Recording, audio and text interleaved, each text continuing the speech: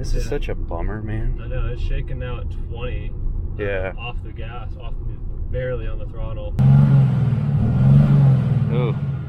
Hi guys, welcome back. This video is going to be the follow-up video on the failed 2020 Ram 3500. My good buddy Garrett bought this truck brand spanking new.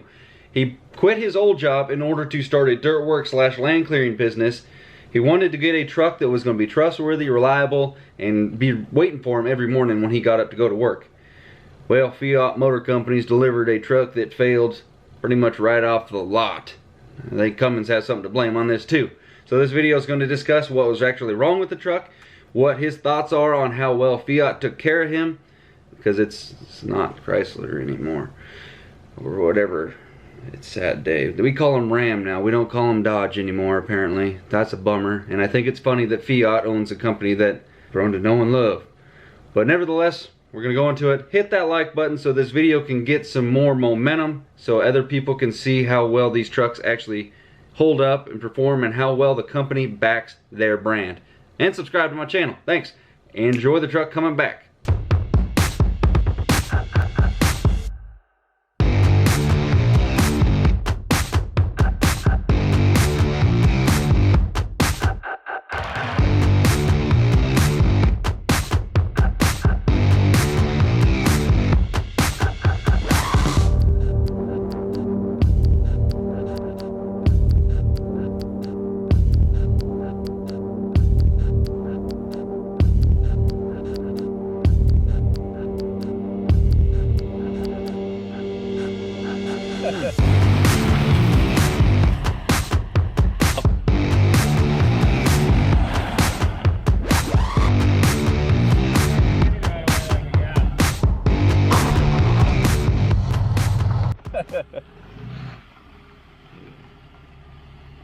I like that. He's got a new truck. He don't care about beating on it.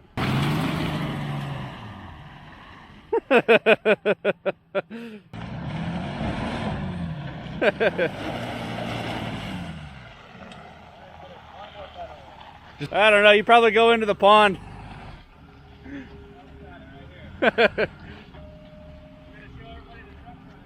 Oh.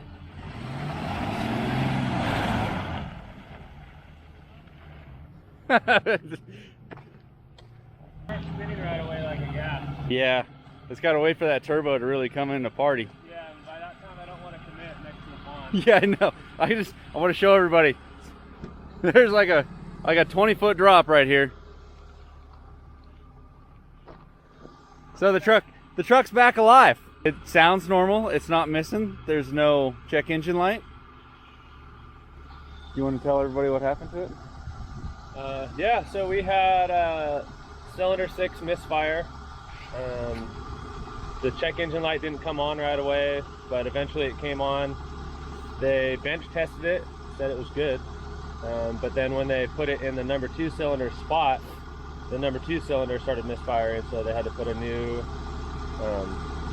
injector. New injector. A new injector, yeah. So it wasn't the CP4 throwing junk into it so far. How many miles you put on since then?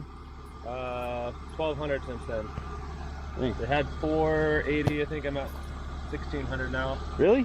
Yeah. I won't pass smog though because the monitors are still running. So I've gone in to try and smog it 3 times. So that's kind of fun. Brand new truck shouldn't even need to friggin' be smogged, but whatever. Only because it's out of state.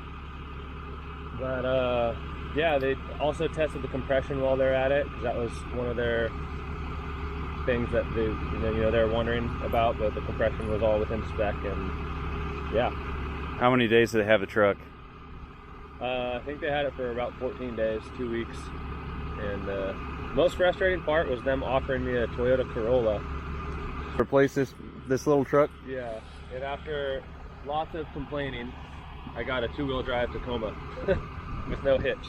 No hitch? No nothing? So you couldn't even go back to work? Yep. Oh man. Other than that, I'm just happy it's back. I don't even care now. Hopefully it stays alive for a while yet. Yeah. Overall, work on broken tractors. Yeah. I tried to start it a second ago, but it like almost fired, but I was like, too cold. I better check the oil or something first. Yeah, that should be good. Your overall, because you're the first person, mind you, I have a 4th gen truck and countless other ones of these trucks, but when they went to a 4.5 gen or whatever this would be called, they went to a CP4 and relatively the same engine but different stuff. And the CP4 is known to fail, and the CP4 is the injection pump. When that thing fails, it's normally a catastrophic failure. I didn't know if this was like a premature fail and just a little bit of junk came out of the pump and went into an injector. It, last of the line is number 6.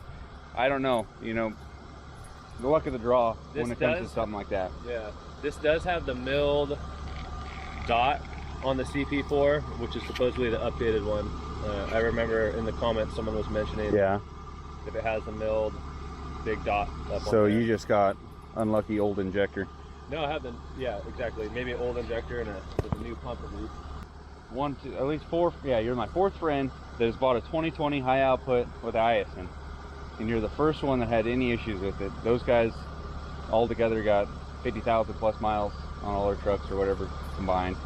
And your experience having to deal with warranty, were you happy with Fiat?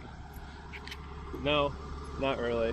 No? I mean, the guys in the shop do what they can, right? No one's trying to not do anything, but communication was horrible. Every time I tried to talk to someone else higher above, you know, someone else's supervisor, they'd say, oh, we'll give you a call back in a day. Yeah. We'll put in a request for the supervisor to call you. And the next day they don't call you, so you call back, and then they say, oh yeah, sorry, we talked about it at our team meeting and we realized that the answer we gave you before was the same, so we never called you back. Yeah. That's kind of frustrating, because like my experience like with warranty stuff, like for our equipment dealer, Global Machinery, you kick it into the pond. There we go. But when I was talking to Garrett about him buying a used truck versus a new truck, like if you would have bought a used truck, like a 2015 or whatever you're looking at, and this happened, that would have been completely all out of pocket that you'd had to pay to fix it, diagnose it and everything. Just finding one injector just to replace it, if you know what the problem is, gets really expensive. But when I was thinking of like our equipment dealer for their warranty, if your tractor that you bought off of them breaks down under their warranty, then they are going to give you a loaner tractor of the same caliber so that you can go back to work. You're not sitting there dead. And I kind of was hoping that Ram was going to do something similar to that, but wasn't even close. And then I mean, same thing with like even Diamond C, their warranty program was pretty top notch. As soon as something failed, you know, they were writing a check to your local fab shop or whatever to fix a trailer if it happened. But Fiat, yeah, Fiat in general I feel like wasn't great. Zola and Dodge, who I bought the truck from, they had good communication. They were answering the phone on the weekends and on Sunday and everything, so I appreciated that. But it was also like they couldn't do anything for me either, because you know, they're in Reno, my truck's in Auburn. That's, if you guys aren't familiar with the map locally, that is probably like a 3+ hour difference drive, you know, from one to the other. Yeah, from Auburn to Reno. There's the guy that helped me get that 1st gen. I wonder what he's doing. Just stopping by. Yeah. I don't know, just at my 100% honest opinion, the 2020 Ram 3500 is the best one that they've ever come out with. That has some issues. They've all had issues in the beginning when any of them upgraded to the next evolution in whatever they're doing. If it was going to a VP44, going to Common Rail, they all had issues. But now you look back on it and you go, dang, a CP3 would be real nice right now. So maybe someday a CP4 would be real nice. I kind of doubt it since they swapped back and went to CP3. That's the rumor, haven't confirmed it myself. But how this truck pulls, handles, the weights that they actually rate it for, it doesn't do a burnout in mud very well. It just kind of pushes the front end. But I think this truck is pretty sweet if it's working properly. That could be said with any truck, no matter what your opinion on it is. But I like how you weren't afraid to just whistle and diesel, just get this thing dirty. What it's for, right? It's a truck. Is there a dead body in the back? Look at this rack of batteries. The back seat looks clean. Dude, props, man. Props for keeping your cool. The bed already. I'm glad that you didn't freak out and have a hissy fit and kick the door and dent it and stuff because it broke down.